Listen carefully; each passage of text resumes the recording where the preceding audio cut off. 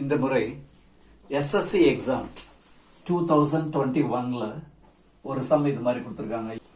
எக்ஸோட வேல்யூ நமக்கு தெரியும். நான் இப்ப நியூமரேட்டர்ல இந்த பார்ட் மட்டும் கண்டுபிடிக்க போறேன். இதோட வேல்யூ என்ன வருதுன்னு பார்க்கலாம். 1 plus x அப்படின்னா 1 plus √3/2. இதை எல்சிஎம் எடுத்து நீங்க போடும்போது 2 plus √3/2 வரும். இப்போ இதோட வேல்யூ கண்டுபிடிக்கிறதுக்கு ஒரு ஈஸி மெத்தட் இருக்கு. ஸ்கொயர் ரூட் ஆஃப் 2 plus √3 கண்டுபிடிக்கிறதுக்கு நம்ம எப்போதுமே இந்த √3 இருக்கு பாருங்க, அதுக்கு முன்னாடி 2 வர மாதிரி செய்யணும். அப்ப என்ன செய்யணும், நான் 2ஆல மல்டிப்ளை பண்ணிக்கிறேன். நியூமரேட்டரையும் டினாமினேட்டரையும். Is equal to square root of 2 2s are 4, 2 into √3 by 2 2s are 4. இந்த ஸ்கொயர் ரூட் நான் கண்டுபிடிக்கிறதுக்கு மெத்தட் சொல்றேன் பாருங்க.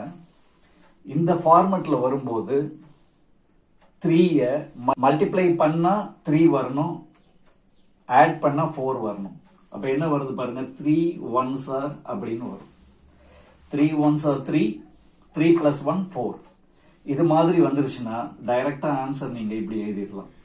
√3 எழுதிட்டு இங்க பிளஸ் இருந்தா பிளஸ் போடுங்க, மைனஸ் இருந்தா மைனஸ் போடுங்க. 3 plus 1 divided by √4 is 2.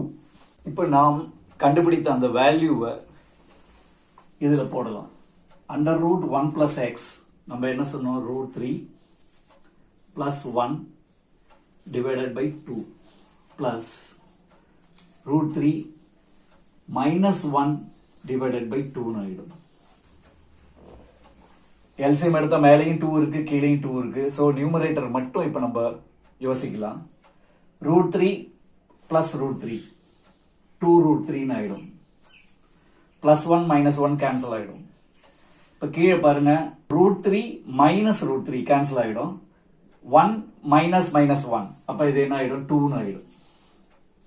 2 2 cancel ஆயிடும். So answer √3.